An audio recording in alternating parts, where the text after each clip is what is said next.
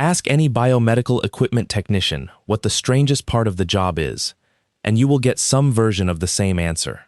It is not the blood. It is not the alarms.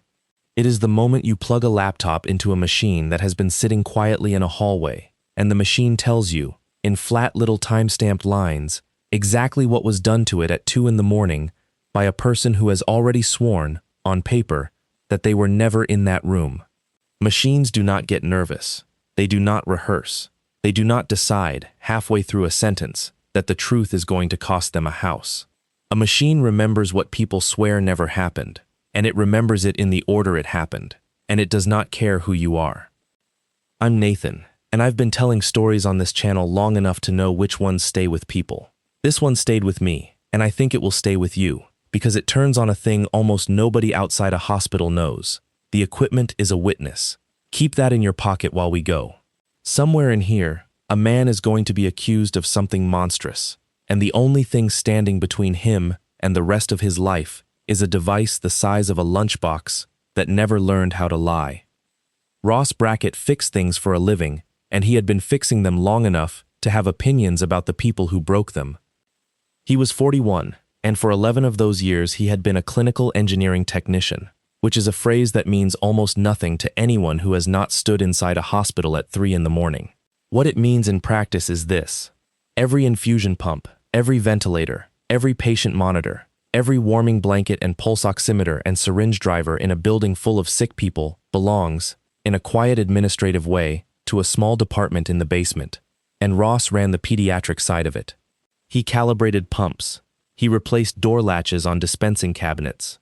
He pulled event logs when a nurse said the machine did something strange, and 9 times out of 10 the machine had not done anything strange, and the 10th time he found out why. He had come to it sideways. He had spent 6 years as a Navy hospital corpsman, most of it in a maintenance billet on a hospital ship, learning that a machine in a rolling sea is a machine that will find every weakness in the way you mounted it. When he got out, a man named Godfrey Hensel had hired him into the clinical engineering department at Bexley Children's Hospital in Cheswick, Pennsylvania, on the strength of a single question. Hensel had asked him what he would do if a nurse insisted a pump had free-flowed and the log said it had not. Most applicants said they would explain the log. Ross said he would ask the nurse to show him exactly how she had loaded the tubing, because a log only records what the machine can see, and the tubing set is the part the machine cannot see. Hensel hired him on the spot and spent the next 9 years teaching him everything he knew. By the time Hensel retired, Ross was the lead technician for pediatrics, which meant the 4th floor was his. Bexley Children's was 180 beds of bright murals and terrible weeks, and Ross knew it the way a lighthouse keeper knows a coastline. He knew which room had the outlet that arced if you seated a plug lazily. He knew that the pump in Bay 11 had been dropped twice and would report a door error if you loaded it in a hurry. He knew the names of the night nurse's children. When a machine on 4 failed, it failed to Ross, and he was proud of that in the specific, unglamorous way that men are proud of things nobody thanks them for. He had a daughter named Nenah. She was 7 the year this happened, and she was the kind of 7 that asks follow-up questions. She wanted to know why the moon looked bigger by the trees. She wanted to know why her father's work shirts had his name stitched on them when everyone at his work already knew his name. She kept a spiral notebook of what she called true facts, and about 1/3 of them were true. Ross had taught her, when she was 5, that if you want to know whether something is broken, you should first check whether it is plugged in, and she had taken this so much to heart that she said it to her 2nd grade teacher about a stapler and had to have it explained to her that it was a metaphor. And he had a wife named Leona. Leona Brackett, born Leona Stedman, was the Director of Quality and Risk Management at Bexley Children's, and Ross had loved her for a long time before he understood what her job actually was. On paper it was noble. Quality and Risk is the department that catches the near misses, that reads every incident report, that finds the pattern in the small failures before the small failures find a patient. In practice, at a hospital carrying too much debt and too little margin, it is also the department that decides which of those reports becomes a corrective action plan and which becomes a paragraph that gets softened and softened again and eventually filed under a heading that nobody ever pulls. They had met at a safety committee meeting 11 years earlier. She had been sharp and funny and completely uninterested in being liked, and Ross had found that thrilling. He was a man who mostly talked to machines, and here was a woman who talked to a room of vice presidents like she was reading them their rights. They married 18 months later. Nenah came 4 years after that, in a February so cold the ambulance bay doors froze open, and for a while everything was as good as Ross had ever expected anything to be. The change came slowly, the way a bearing goes. Nothing snaps. It just gets a little rougher every month until one day you realize the sound has been there so long you stopped hearing it. It started, if he had to pick a date, with the audits. Bexley Children had been bought 2 years earlier by a regional health system, and the new owners had brought in a leadership layer that talked about throughput and shrink the way retail managers do. One of them was a man named Maxwell Norrell, hired as Director of Pharmacy Operations, which was a title that had not existed at Bexley before. Norrell was 46, well-tailored, and possessed of the specific charm of a man who has learned that if you say something confidently enough, most people will assume you have already checked it. He reorganized the automated dispensing cabinets on every floor. He renegotiated the wholesaler contract. He put in place a waste reconciliation initiative and presented it to the board with a slide that had a picture of a lighthouse on it. Ross's first real conversation with Norrell had been about a door. The dispensing cabinets on 4 had a mechanical fault in the narcotics drawer, a solenoid that, under a specific sequence, would report closed while sitting a millimeter proud. Ross had found it because a nurse mentioned that the drawer sounded wrong. He wrote it up. He recommended replacing the solenoid assemblies on all 6 cabinets, which was about $9,000, and he flagged it as a security issue rather than a maintenance one, because a drawer that reports closed while being open is not a maintenance issue. Norrell thanked him warmly, put it in the capital queue for the next fiscal year, and told him, with a hand on his shoulder, that the important thing was that Ross had caught it. 11 months later, Ross found the pattern. It was not dramatic. It almost never is. He was pulling event logs off a batch of syringe pumps for a routine preventive maintenance cycle, and because he was Ross, he did not just check for fault codes, he read them. And what he noticed was that on a certain family of pumps, the small syringe drivers used for continuous opioid infusions on the oncology and post-surgical units, there was a recurring event that made no sense. Roughly twice a week, at hours between midnight and 4, a pump would log a service mode entry, a keypad sequence, and a resumption. Service mode is not something a nurse enters. It requires a credential, and the credentials it logged were biomed credentials, including, several times, his own. Ross had not been in the hospital at those hours. He knew that with certainty, because on 2 of those nights he had been in a hotel in Harrisburg at a manufacturer's training course, and on one of them he had been sitting in an emergency room in the next county with Nenah, who had put a bead in her nose. He did what you are supposed to do. He wrote it up. He documented 11 instances across 4 months, cross-referenced them with badge access logs he requested from security, and delivered a 9-page report to the Quality and Risk Department, which is to say, to his wife. He remembered the way she read it. She sat at their kitchen table with the pages fanned out and a highlighter she never uncapped, and when she finished, she looked up and said, "Ross, do you understand what this says about you?" He had not understood the question. He said the report said someone was using biomed credentials to enter service mode on controlled substance pumps in the middle of the night. "It says," Leona said, "that your credentials were used. It says the department you run has a credential control failure. It says that if anybody ever finds a discrepancy on those units, the first name on the list is yours." She squared the pages. "I'll handle it. Don't send this to anyone else." 6 weeks later, Ross Brackett was terminated from Bexley Children's Hospital. The stated reason was a pattern of unauthorized system access. Specifically, that he had requested badge access records outside the scope of his role, which was true, and that he had connected an unapproved laptop to networked medical devices, which was also true, because that is the only way anyone has ever pulled an event log in the history of the profession. There was a meeting. There was a folder. Norrell was in the room, sympathetic and grave. The chief medical officer, a man named Winton Zeller, said the word "unfortunately" 4 times. Leona was not in the room, because that would have been a conflict of interest, but her department's memo was in the folder. And Ross recognized her sentence construction the way you recognize a relative's handwriting. He walked out of the building he had known better than his own house, with a cardboard box holding a coffee mug, a torque wrench, and a framed photo of Nenah holding a rubber duck he had rescued from inside a warming cabinet. That was 14 months before the night the phone rang. Being fired at 40 was not the worst part. The worst part was the year that followed, in which the two people he loved most stopped meaning the same thing when they said the word family. Ross found work within a month, with a small independent service company called Cordovan Biomedical that held contracts with 4 surgical centers and a nursing home chain, and the work was fine. It paid less. It involved a lot of driving. He was good at it, and his new manager told him within a week that he was the best log reader she had ever employed, which was a compliment Ross accepted with the same face other men use for a raise. At home, the temperature dropped. Leona did not fight with him. That was the thing he could never explain to his sister Farah, who was a pediatric nurse 2 counties over, and who asked, every time they talked, whether he and Leona were okay. There was nothing to describe. Leona was polite. She was efficient. She came home at 8, or 9, or not until 11, and when she came home late she smelled faintly of a cologne that Ross, being a man who noticed things, eventually identified as belonging to Maxwell Norrell, because he had stood beside Norrell in an elevator once and had a good memory for exactly the wrong things.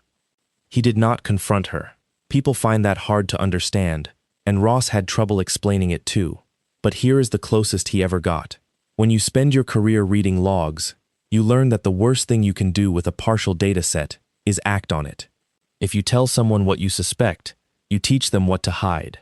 He had already made that mistake once, with a 9-page report, and it had cost him a career. He was not going to make it again with his daughter in the house. So he watched. He became, in his own home, a very patient instrument. He noticed that Leona had begun taking work calls in the garage. He noticed that her mother, Iona Stedman, a woman who had never once approved of him, had started visiting on weekday afternoons and saying things to Nenah like your mother works so hard for you, in a tone that was not about work. He noticed that Leona had opened a personal storage unit, which he learned from a receipt in the recycling, and that the unit was in Norrell's name. And he noticed that Nenah had started getting sick. It began in the spring with a stomach bug that lasted 9 days, then a stretch of low fevers, on and off, with nothing to show for them. Then, in June, the fainting, twice at school, once at a birthday party at a trampoline place, once in their own kitchen, where she went down so fast that Ross caught her by the collar of her shirt like a bag falling off a shelf. Her pediatrician ran a panel and found her liver enzymes elevated, not catastrophically, but wrongly, in a 7-year-old with no history, and referred her to a specialist. The specialist ran more tests and used the phrase, "We'll keep an eye on it," which is a phrase that has ended more marriages than adultery. Leona wanted Nenah admitted to Bexley Children's. Ross said no, and he said it in a way that surprised both of them. He said he wanted her seen at the University Hospital in Pittsburgh, an hour and 10 minutes away, and when Leona asked why, he said, "Because I know what happens to a chart at Bexley." "You know what happens to a chart," she repeated. "I know who reads them," Ross said, "and I know who decides what they mean." They had the fight then, the real one, the one that had been queued up for 14 months. It was not loud. Leona did not do loud. She told him he had become paranoid, that he had never accepted being fired, that he had turned an HR matter into a conspiracy because it was easier than admitting he had been careless. She told him that Nenah's doctors were at Bexley, that her insurance was through Bexley, that the specialist had privileges at Bexley, that dragging a 7-year-old to Pittsburgh for a workup that could be done 4 miles from her bed was not protectiveness, it was theater. And then she said the sentence that Ross would repeat to a federal grand jury 11 months later. She said, "If you make this difficult, I will document it." He heard it. He filed it. He said, "Fine, Bexley." On the 17th of July, Nenah Brackett was admitted to the 4th floor of Bexley Children's Hospital for observation, workup of recurrent syncope and transaminitis, expected stay 48 hours. She was in room 412, which Ross knew had a window that stuck and a wall-mounted otoscope that had been broken since 2019. He helped her arrange her stuffed rabbit and her notebook of true facts on the tray table. He read her 3 chapters of a book about a girl who runs away to live in a museum. At 8:15, a nurse came in to hang fluids, and Ross watched her load the tubing, out of habit, and she did it correctly, and something in his chest that had been standing up all day finally sat down. Leona stayed the first night. Ross went home to feed the dog and to sleep 4 hours and be back by 6. He did not sleep. He lay in the dark of a house that had gone quiet in a way he did not like, and he thought about the 11 service mode entries. He had never stopped thinking about them. In a shoebox in his garage, under a tray of pump door latches, he had a copy of the 9-page report, the badge logs, and a USB drive holding raw event exports from 31 pumps. He had never shown them to anyone. He had told himself it was because he had no standing, no access, and no lawyer. The truth was closer to this. He had a daughter, and the last time he had pulled on that thread, the thread had pulled back and taken his job. He had decided that he could live with knowing. The phone rang at 1:52 in the morning. It was not Leona's number. It was not a number he recognized. He answered it on the second ring, because a man whose child is in a hospital answers everything on the second ring. Is this Nenah Brackett's father? A woman, low voice, deliberate, the particular flatness of someone speaking with their hand cupped around the phone. Yes, this is Ross Brackett. What's happened? My name is Adeline Garrow. I'm the night charge nurse on 4. A pause, and in the pause he could hear an overhead page, far away, and the particular hum of a nurse's station at 2 in the morning, which he could have identified blindfolded. Sir, your daughter is stable. I want to say that first. She's asleep. Her vitals are fine. Okay, Ross said. He was already standing. He was already reaching for his keys. Please come now, sir. Another pause, longer, but don't bring your wife, and don't tell her you're coming here. Ross stopped moving. He had spent 9 years on the 4th floor of that hospital. He knew Adeline Garrow's voice. He had never known her well, but he had fixed her workstation twice, and she had once given him half a sandwich at 4 in the morning during a bad night when a pump had failed on a 15-year-old and Ross had rebuilt it in the hallway. She was not dramatic. She was not the kind of person who made phone calls like this. Adeline, he said, what's on my daughter's pump? There was a silence on the line, so long he checked to see if the call had dropped. How did you know to ask me that? She said. Because you called me, and not her, Ross said. And because my wife is risk management, which means whatever you saw, you can't report it up the chain without it going to the person you're trying to keep it from. Adeline, what's on the pump? There's a secondary line running, she said, very quietly. It isn't on the MAR. There's no order for it.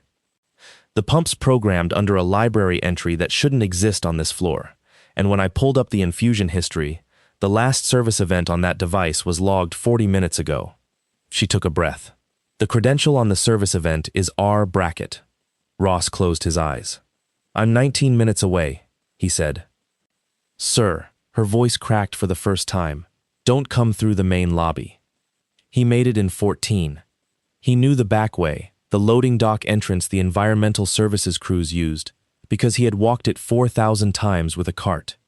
He parked in the gravel overflow lot behind the physical plant, and as he came around the corner of the building at 2:11 in the morning, he stopped, because the entire east face of Bexley Children's Hospital was lit up in a way he had never seen.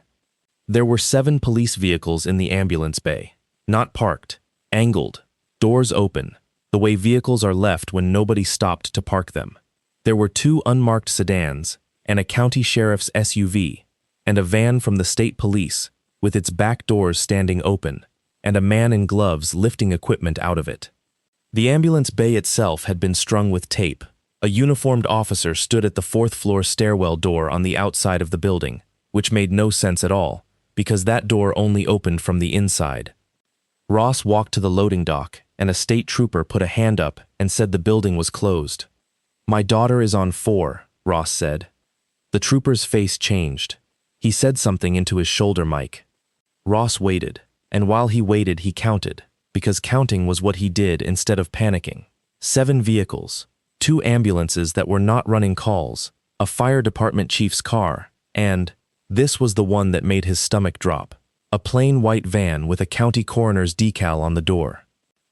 A woman came out of the loading dock in a suit with a badge on a chain and asked if he was Mr. Brackett. She said her name was Detective Clarissa Emsley. She said they would take him upstairs. The elevator did not stop at 4. It stopped at 3, and they walked, and the stairwell smelled like it always had, like floor wax and cold concrete, and when the door to the 4th floor opened, Ross Brackett looked down the corridor he had known for 9 years and saw the entire pediatric wing sealed. There was tape across the corridor at the elevator lobby. There was tape across the medication room. There were 2 evidence technicians on the floor beside the automated dispensing cabinet in the alcove near room 419, one of them photographing the narcotics drawer with a scale ruler laid across it. The unit clerk's desk was empty. Every patient door on the west hall was closed, and there was a police officer standing at the end of the hall by the stairs, and the murals on the walls, the giraffe, the hot air balloons, the ridiculous smiling sun, were exactly where they had always been, presiding over it. And a doctor came down the corridor toward him. Ross knew him. Dr. Ramsey Pellerin, pediatric hospitalist, mid-50s, a slow, careful man who had once spent 40 minutes explaining a heart murmur to a father in the family lounge because the father had asked. Pellerin was still in scrubs. There was something dark on the cuff. He stopped in front of Ross and lifted his hand slightly, the way you do when you are about to say something and cannot find the beginning of it. And Ross saw that both of his hands were shaking so hard that the badge clipped to his chest was moving. "Mr. Brackett," he said, "where is my daughter?" "She's asleep. She's fine. I have been in that room 6 times in the last hour." Pellerin swallowed. "Mr. Brackett, there is something you must know before I tell you what we found." "Say it." "At 1:09 this morning, we ran a code on a 9-year-old boy in 407.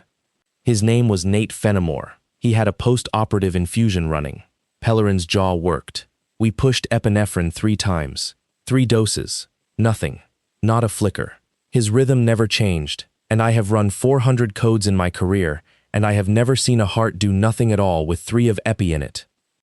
Ross felt the floor tilt very slightly, the way it does on a ship. "So the second thing," Pellerin said, "which I did at 1:41, because I could not make sense of the first thing, was I took the syringes out of the sharps container and I sent them to the lab myself. I carried them. I did not hand them to anyone." He looked at Ross with an expression Ross would remember for the rest of his life. There was no epinephrine in them. There was saline. All 3. Behind him, an evidence technician set an infusion pump into a paper bag and wrote on it with a marker. "And the third thing," Ramsey Pellerin said, "is that the police have the service logs off 4 devices on this hall, including the one that is currently attached to your daughter, and every one of them was entered in service mode tonight between 11:50 and 1:20 in the morning." He stopped. "They were entered," he said, "with your credential. There is a specific silence that happens when a man understands that he is the suspect." Ross Brackett stood in the corridor of the 4th floor of Bexley Children's Hospital at 2:19 in the morning, and he heard it, the little adjustment in the room, the way the officer by the stairs shifted his weight, the way Detective Emsley took 1 step to Ross's right so that she was no longer directly behind him. He had been in that hallway for 8 minutes, and he had already stopped being a father in it. He said, "I want to see my daughter, and then I will answer every question you have, in order, for as long as you want." They let him see her.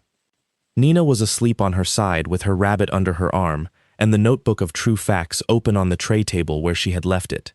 There was a pump on the pole beside her, and there was a second pump beside that one, and the second one had a printed evidence tag zip-tied to its handle. A nurse Ross did not know was sitting in the corner in a chair with a clipboard, and Adeline Garrow was standing just inside the door with her arms folded, and she had been crying and had done a poor job of hiding it. Ross stood at the end of the bed and looked at his daughter for 11 seconds. Then he turned to Adeline and said, quietly, "Thank you for calling me." "They're going to say I shouldn't have," Adeline said.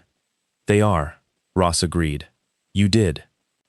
He went out into the hall and he told Detective Clarissa Emsley that he would waive his right to a lawyer for exactly 1 hour, on the condition that everything he said was recorded, and that at the end of that hour she gave him the serial numbers of the 4 pumps they had bagged.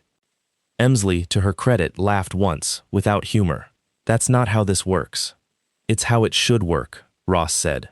I'm going to tell you the truth for an hour, and at the end of it, you're going to know things about those machines that nobody in this building can tell you, including the people who own them. And then you're going to arrest me or not arrest me, and either way I would like the serial numbers, because in about 3 days you are going to want a person who can read those devices, and every biomedical technician who works for this hospital reports to the people who did this. He talked for an hour and 11 minutes. He told her what he did for a living, and what a smart pump is, and what a drug library is, and why a service mode entry matters.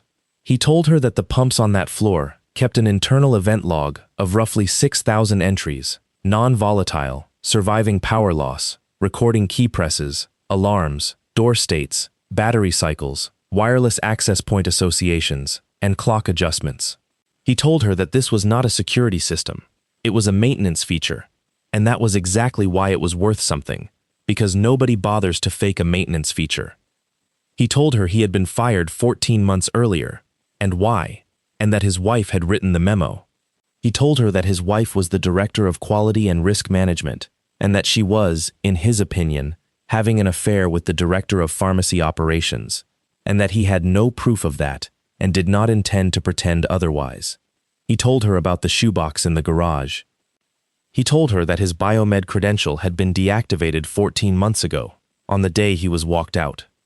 Deactivated, Emsley said. Deactivated in the badge system, Ross said. But the service credential on the pumps isn't the badge system. It's a hardware key, a dongle. Physical. There were 3 of them for the whole hospital, and they're serialized, and I turned mine in to Godfrey Hensel's replacement on my last day and got a signature for it, and I would very much like somebody to go find out where that dongle is right now. Detective Emsley wrote for a while without saying anything. Mr. Brackett, she said finally, at 11:51 last night, the badge reader on the pharmacy anteroom on this floor logged a card. At 11:54, the narcotics drawer on the cabinet in the alcove opened. Between 11:58 and 1:19, 4 pumps on this hall entered service mode using a hardware credential registered to R. Brackett. She looked up. Whose badge do you think was on the anteroom door? Mine, Ross said. No, she said. Yours is deactivated. You're right about that. We checked before you got here. She closed the notebook. It was your wife's. At 6 that morning, Ross Brackett was released without charges and without his phone, which they kept, and he stood in the gravel overflow lot behind the physical plant and watched the sun come up over a building he was no longer allowed to enter, because at 5:40 the hospital had served him with a trespass notice, signed by Rodney Ritter, Director of Security, and countersigned in the blank space by the Director of Quality and Risk Management. By noon it was worse. Leona Brackett filed an emergency motion for temporary sole custody of Nenah, with a supporting affidavit that ran to 14 pages, and that Ross read twice in his sister's kitchen, while Farah stood behind him with her hand over her mouth. It described a man who had never recovered from his termination. It described escalating fixation on hospital systems. It cited 3 text messages he had sent her about the service mode entries, quoted without context, which read, out of context, like the messages of a man who thought about pumps at 2 in the morning, because he was a man who thought about pumps at 2 in the morning. It attached a chart note, dated 3 weeks earlier, from Nenah's specialist, in which the specialist recorded that mother reports father has been reluctant to pursue recommended workup, expresses distrust of the treating institution. The specialist had written that because Leona had told him that. Ross could see the whole thing now, laid end to end, and he was almost impressed. The affidavit's final paragraph asked the court to consider that Nenah had been hospitalized 4 times in 6 months, that her father was a man with unique technical access to infusion devices, and that federal and county investigators were at that moment examining a pediatric unit where devices had been tampered with under her father's credential. Munchausen by proxy, the affidavit did not say, but drew a very careful outline around. They're going to say you were hurting her, Farah said. They're going to say you were making her sick, so you could be the one who... So I could be the one who found the problem, Ross said. Yes, it's good. It explains the fainting. It explains the enzymes. It explains why I kept a shoebox of pump logs in my garage. and it explains why a man with no job and a grudge would be in a hospital at midnight. He set the affidavit down.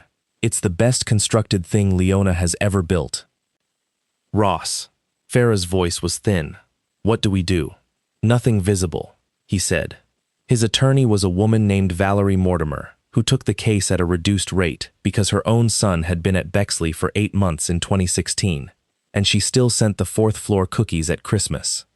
Her advice, in the first meeting, was blunt. Do not go near the hospital. Do not contact Leona, except through counsel. Do not post anything. Do not talk to reporters. And above all, do not touch a single piece of medical equipment belonging to anyone until this was over. Because if he did, every prosecutor in the county would have him. So I can't investigate, Ross said. You can't investigate at Bexley, Mortimer said. Nobody said anything about anywhere else. That was the sentence that started it. Because here is the thing Maxwell Norrell had not accounted for, and it was the same thing everyone at that hospital had failed to account for from the very beginning. The machines on the 4th floor of Bexley Children's Hospital were not special. They were a model. There were 60,000 of them in service in North America. And Ross Brackett, who no longer had a badge or a credential or a job at Bexley, was employed by a company that serviced 4 surgical centers and a nursing home chain, which had, among them, 19 of the exact same pumps. He could not touch the evidence, but he could learn the witness. For 11 days, Ross did not sleep more than 5 hours a night. He worked his route, and then he stayed after, in a service bay in Cordovan Biomedical's garage in an industrial park off Route 8, with 2 decommissioned syringe drivers he bought at a hospital surplus auction for $420, a laptop, a bench power supply, and a legal pad. He learned the log format the hard way, by making every entry himself and writing down what it looked like on the other side. He entered service mode legitimately, with his employer's own credential, and watched what it wrote. He entered it wrong, and watched what it wrote. He pulled the dongle mid-session. He let the session time out. He simulated a power failure. He changed a drug library entry, then changed it back. He adjusted the clock forward and backward. He carried the pump around the building to see how the wireless log recorded associations with different access points. He drained the battery to nothing and charged it and watched the cycle counter tick. And on the 9th night, at about 11 o'clock, with a cup of coffee going cold on the bench beside him, Ross Brackett found the 14 seconds. Here is what it was. The hardware service credential, the dongle, authenticates in 2 stages. It presents a token, and then, after the technician selects a service function, it represents. If the dongle is genuine, the second exchange is instantaneous, and the log shows 2 entries in the same second. If the dongle is a clone, if somebody has copied the token onto substitute hardware, the second exchange fails the first time, silently, and retries on a timer. The retry interval is 14 seconds. An authentic session logs at 00 and 00. A cloned session logs at 00 and 14. Ross ran it 40 times to be sure. Then he ran it 40 more with the second unit, in case it was a quirk of one device. Then he called Godfrey Hensel. Hensel was 68 and had a workshop behind his house in which he restored player pianos, and he listened to Ross for 20 minutes without interrupting, which was the thing Ross had always loved about him. You want to know if I ever saw 14 seconds, Hensel said at last.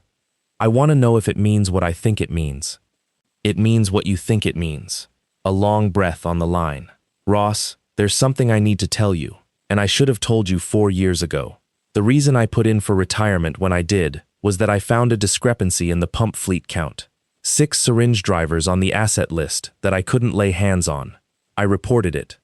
2 weeks later, I got a very kind meeting in which it was explained that the asset list had been migrated from an old system and had duplicate records, and I was shown a spreadsheet that proved it. He paused. The spreadsheet was made the day before the meeting. I checked the file properties, because I'm not stupid, I'm just tired. And then I decided I was 64 years old and I had a pension, and I went home. Who was in the meeting? Winton Zeller, Hensel said, and a young woman from Quality and Risk who did most of the talking. Another pause. Your wife, son. I'm sorry. The last thing Hensel said before he hung up was the thing that turned the case. If they've got 6 of our pumps off the books, he said, they're not just emptying vials. Ross, you don't take the machines unless you're running a second operation somewhere the machines have to work. The girl who broke it open was 24 years old and had been trying to tell someone for 19 months. Her name was Josephine Caraway, Josie to everyone, and she was a certified pharmacy technician on the night shift at Bexley Children's. She had been hired at 22, straight out of a community college program, into a department that had just been reorganized by a man who smiled at her in the hallway and remembered her name and once brought in bagels for the whole night crew on his own money. Josie's job, 3 nights a week, included the waste witness. When a controlled substance is drawn up and not all of it is used, the remainder has to be destroyed in front of a second licensed person who signs. It is the most routine thing in a hospital, and it is also the single joint in the system where the whole thing can be pried apart, because the witness is signing that they watched. For the first year, Josie signed what she watched. Then, in February, she was on the 4th floor at 2 in the morning to restock, and she saw Upton Vandergrift, the materials management supervisor, a heavy-set man who wore a Bluetooth earpiece he never used, coming out of the pharmacy anteroom with a small hard case. Materials management does not go into the anteroom. Josie said hello, Vandergrift said hello, and 40 minutes later Maxwell Norrell appeared on the unit at 2:40 in the morning in a quarter-zip sweater and asked Josie in a friendly way whether she was finding the new workflow easier. She started photographing the waste sheets that week. Not all of them, the ones that were wrong, and what was wrong was very specific. A rising number of waste events on pediatric units where the witnessing signature belonged to a nurse who, according to the schedule Josie could see on the shared drive, was not in the building. 6 the first month, 11 the next. By the following winter it was routine, and the signatures had gotten sloppy, and one of them was signed by a nurse named Adeline Garrow. On a night Adeline Garrow was at her mother's funeral in Erie. Josie took it to her direct supervisor. Her supervisor took it to Norrell. Norrell called Josie into an office and told her, warmly, that she was exactly the kind of employee the department needed, that this was a documentation training issue, and that he was going to make her the night lead for the reconciliation initiative. It came with a $2 raise. 2 weeks later, her supervisor was transferred to a facility in Ohio. She stopped reporting it. She did not stop photographing it. By July, she had 19 months of images on a personal phone, sorted into folders by month, 406 photographs, and she had told exactly one person about them, which was her boyfriend, and only in the vaguest possible way. When Nate Fenimore died and the 4th floor was sealed, Josie Caraway sat in her car in the employee lot for 2 hours, and then drove to a police station and got as far as the parking space before she turned around, because everything she had was on a phone she had used inside a hospital where she was not authorized to photograph patient documents, and because the last person who had raised it had been moved to Ohio, and because she was 24 and had a car payment. She found Ross Brackett instead, 3 days later, through a message on a public professional networking site that said only, "I was on nights. I have things. I don't know if you're the person." They met at a diner on Route 8 at 6 in the morning, and Josie Caraway put her phone on the table and pushed it across, and Ross Brackett did not touch it. "Don't give it to me," he said. She stared at him. "If you hand me your phone, then everything on it came from a fired employee with a grudge, and a defense attorney will spend 3 days on the chain of custody and about 90 seconds on your credibility." Ross pushed it gently back toward her. "You're going to give it to someone else, and I'm going to tell you exactly who, and I'm going to sit in the parking lot while you do it, and I'm not going to look at a single photograph. Do you understand why?" "Because you're a suspect," Josie said. "Because I'm the suspect," Ross agreed, "which is the most useful thing about me." He explained it to her over a plate of eggs she did not eat. Bexley Children's Hospital was a closed loop. Security reported to Rodney Ritter. Compliance reported through Quality and Risk, which was Leona. Pharmacy was Norrell. The chief medical officer was Winton Zeller, who had sat in a room 4 years earlier and explained away 6 missing pumps.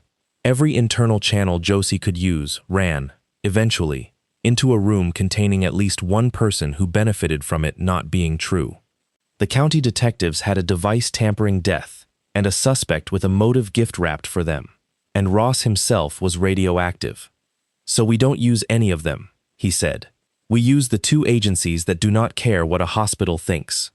The first was the Drug Enforcement Administration's Diversion Control Division, which regulates the handling of controlled substances by registrants. And a hospital is a registrant. And a registrant that cannot account for its inventory is not facing a bad news cycle. It is facing the loss of its registration, which is to say, the loss of its ability to have controlled substances in the building at all. The second was the Office of Inspector General at Health and Human Services, because a hospital billing for medications the patient never received is not a patient safety problem. It is a false claim, and it is a federal one, and each instance carries its own penalty. They can't be leaned on, Ross said. Nobody at Bexley sits on their board. Nobody plays golf with them. And the DEA in particular does not need to prove that anybody hurt a child. They only need to prove that the numbers don't add up. Which they don't, and you've got 400 photographs of exactly how.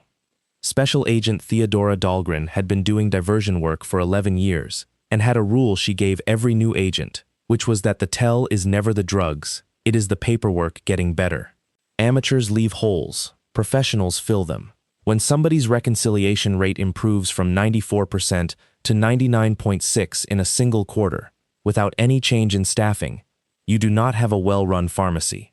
You have someone who has learned to write. She had already opened a preliminary file on Bexley Children's 4 months before Nate Fenimore died, triggered by an Arcos reporting anomaly that nobody at the hospital knew existed. Their wholesaler purchases of hydromorphone had risen 31% over 2 years, while their pediatric surgical volume had fallen 9%. It had been sitting in a queue behind 2 pill mills and a veterinary clinic. Josie Caraway's 406 photographs moved it to the top of the queue in an afternoon. And then Ross Brackett gave Dahlgren the thing she did not have, which was the machines. They met 3 times, always with Valerie Mortimer present, always recorded. Ross laid out the 14-second signature and demonstrated it on a bench unit in a federal building with 2 agents and a manufacturer's field engineer watching. He showed them that every service mode entry attributed to his credential on the night of the 17th carried the 14-second gap, meaning a cloned dongle, while every service entry he had legitimately performed in 9 years at Bexley, 31 of which were still in the exported logs in his shoebox, carried no gap at all. Then he showed them the thing that was better than the dongle. Wireless association, he said. These pumps log which access point they attach to, with a timestamp. It's a maintenance feature. It exists so a technician can find a lost device. The access points in that building have location names in them, because I named them in 2018, and I named them badly, and I have never been so glad about anything in my life. He put a spreadsheet on the table. 6 pumps, he said. Asset tags that Godfrey Hensel flagged 4 years ago as missing and that were written off as a data migration error. All 6 are still associating to access points, not on any patient floor. They come up on an access point named Plant Subbase 2, in the sub-basement mechanical corridor behind the physical plant, in bursts, between 11 at night and 4 in the morning, 8 to 12 times a month, for 4 years. Dahlgren looked at the sheet for a long moment. What's down there? Storage cages, Ross said, and a freight door onto the gravel lot, and nothing else. Why do they need working pumps? Because you can't sell a vial of hydromorphone to somebody who doesn't have a way to give it, Ross said.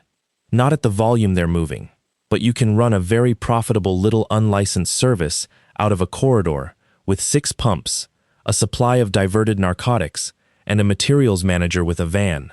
Palliative patients whose families will pay cash and not ask questions. Post-surgical patients who've been cut off. There's a market. There has always been a market. They didn't steal the machines to sell them. They stole the machines because they were opening a second business. The last piece came from the county medical examiner, Dr. Kira Perot, who had been quietly furious for 3 weeks. Nate Fenimore had died of a cardiac arrest during a post-operative opioid infusion. The initial working theory had been an overdose from a tampered pump. Perot's autopsy found the opposite. Nate had almost no opioid in his system at all, at a point in his recovery where he should have had a therapeutic level, and he had died of a massive, catastrophic septic event originating from a bloodstream infection. His blood cultured a strain of bacteria that had no business being in a sterile syringe, because the syringes had not been sterile, because Upton Vandergrift, who was not a clinician and had never been trained in aseptic technique, had been drawing the narcotic out of pre-filled syringes with a needle, refilling them with saline through the same needle, and putting them back in the drawer, and doing it in a corridor in a sub-basement, on a folding table, with his bare hands. 12 children on the 4th floor of Bexley Children's Hospital tested positive over the following month for a bloodstream pathogen or for hepatitis C. 2 of them had already been discharged and had to be called back. Nenah Brackett was one of the 12. Ross found out on a Tuesday, in a hallway at the University Hospital in Pittsburgh, where he had finally gotten her transferred by court order after Valerie Mortimer walked into an emergency custody hearing and handed the judge a subpoenaed DEA affidavit. His daughter had hepatitis C, acquired in a hospital bed, in a room he had personally maintained for 9 years, from a syringe that had been refilled on a folding table under a pipe. He went out to the parking garage and sat in his truck and did not move for 40 minutes. Then he called Special Agent Dahlgren and said, "I want to do something, and I want you to tell me if it's legal." What Ross Brackett proposed was not a trap in the sense of a movie. There was no warehouse, no wire taped to a chest, no signal phrase. It was quieter and considerably crueler, and it worked because it was built entirely out of the one thing Maxwell Norrell and Leona Brackett had never once considered, that the equipment was on nobody's side. It went like this. Bexley Children's Hospital, facing an active DEA inquiry it did not yet know the full shape of, had done what wounded institutions do. It had announced a remediation plan. Norrell himself presented it to the board. New dispensing cabinets on 3 floors, a full audit of the pump fleet, and a contracted third-party service provider to perform an independent verification of every infusion device in the building, because using their own biomedical department would look bad. There were 4 qualified contractors in the region. Cordovan Biomedical was one of them, and it was the cheapest by 11%, and its bid was submitted by a manager who had no idea that one of her technicians had once worked at Bexley, because Ross Brackett had not told her, and had not needed to, and had removed himself from the assignment roster in writing before the bid went out, and had kept a copy of that email. He never touched a device. That was the whole point. He would not go within a mile of the building. What he did was write the verification procedure. Cordovan's manager asked him to, because he was the best log reader she had ever employed, and the procedure he wrote was 8 pages long, and completely ordinary and contained, on page 5, a step that nobody in the world would have questioned. As part of verifying clock integrity, the technician shall export the full non-volatile event log of each device to the contractor's secure server prior to any adjustment, and shall not alter, clear, or reinitialize any log. Every pump in Bexley Children's Hospital, 341 of them, had its memory copied by a neutral third party under a contract signed by the hospital before anybody inside the building understood what those memories contained. Norrell found out on a Thursday. He found out because a Cordovan technician, following the procedure, flagged 11 devices whose asset tags did not match the hospital's inventory list. The 6 Hensel had lost, plus 5 more that had gone missing in the years since, and asked, innocently, over email, with the pharmacy director copied, where those units were physically located, since they were showing recent wireless activity. Norrell did 3 things in the next 18 hours, and all 3 of them were recorded by a system he had approved himself. He badged into the sub-basement at 9:40 that night, which the access control system logged. He and Upton Vandergrift moved 6 pumps and 4 hard cases out through the freight door into a van, which the loading dock camera recorded, because the loading dock camera had been upgraded in the spring as part of the security capital plan Rodney Ritter had championed. And at 11:20 he called Leona Brackett on a hospital-issued mobile phone, on a line that was inside the scope of a federal warrant that had been signed at 4 o'clock that afternoon. The call lasted 9 minutes and 40 seconds. 2 sentences from it were read aloud in a courtroom 8 months later. Norrell, the logs go back 4 years, Leona. 4 years. Brackett, then we do what we did with the husband.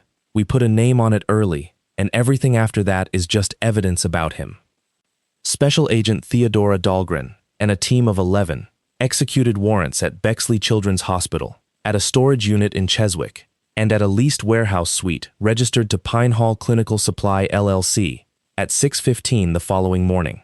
In the warehouse, they found the 6 pumps, a drug refrigerator, $11,000 in cash in a fishing tackle box, and a client ledger, an actual paper ledger, in a spiral notebook, with 31 names in it. Maxwell Norrell was arrested in the parking garage of his apartment building at 6:52 a.m., wearing gym clothes. Upton Vandergrift was arrested at his mother's house and began cooperating within 4 hours, which surprised nobody who had met him. Leona Brackett was arrested at 7:04 a.m. in the driveway of the house on Willett Street, and Ross was not there, because he had spent the night on his sister's couch, and he had asked Dahlgren for exactly one thing, that they not do it in front of Nenah. They didn't. Nenah was in Pittsburgh, asleep, 3 weeks into a 12-week course of antivirals, with her rabbit and her notebook and her aunt in the recliner beside the bed. The charges, when they finally settled, ran to 61 counts. Maxwell Norrell was indicted for conspiracy to distribute controlled substances, tampering with a consumer product with reckless disregard for the risk of death, healthcare fraud, and, after Dr. Kira Perot's report and 8 months of grand jury work, 1 count of second-degree murder in the death of Nate Fenimore. Upton Vandergrift pleaded to the tampering counts and testified for 9 hours. Winton Zeller surrendered his medical license and pleaded to obstruction. Rodney Ritter was not charged and was fired anyway. Stuart Tully, the chief executive, resigned in a letter that used the word steward 4 times, and Bexley Children's entered into a corporate integrity agreement and paid a settlement of $19 million, most of which went to the families. Leona Brackett pleaded guilty to obstruction of a federal investigation, conspiracy to commit healthcare fraud, and, this was the one Ross had not expected, the one that came out of the affidavit she had sworn to a family court judge, perjury. She got 51 months. At the sentencing, she was permitted to make a statement, and she used it to say that she had never intended for any child to be harmed, and that she had believed she was managing a documentation problem, and that she had lost her family. Ross sat in the second row and listened to all of it, and did not feel the thing he had expected to feel. What he felt, mostly, was tired, and something adjacent to grief, because he had loved her once, and she had been funny and sharp and unafraid, and somewhere in the middle of a career spent deciding which reports mattered, she had made a series of small, comfortable choices, and each one had been survivable, and the sum of them had put a needle full of tap water saline into a 9-year-old boy. He never spoke to her again. He did not need to. Everything he had needed to say, a machine had already said for him, in flat little time-stamped lines, in the order it happened. The part nobody put in the news was the part Ross cared most about. Eleanor Fenimore, Nate's mother, wrote to him 4 months after the arrests. She had gotten his address from Josie Caraway. The letter was 2 paragraphs long, and it said that she had spent 11 weeks believing that her son had died because his heart was weaker than anyone knew, and that she had spent those 11 weeks apologizing to him in her head for not noticing, and that finding out the truth had been the worst day of her life, and also the first one she could breathe in. Ross drove to her house. He brought a copy of the event log from the pump in room 407, printed and bound, with the relevant lines highlighted, and he sat at her kitchen table for 3 hours and explained every line of it to her, because she had asked, and because he had decided that if a machine was going to be the only honest witness in that building, then somebody ought to translate it for the people who deserved to hear it. Josie Caraway does not work in a hospital pharmacy anymore. She works for a state board of pharmacy as an inspector, and she is very good at it. And she has a rule she gives new inspectors, which is that the tell is never the drugs, it is the paperwork getting better.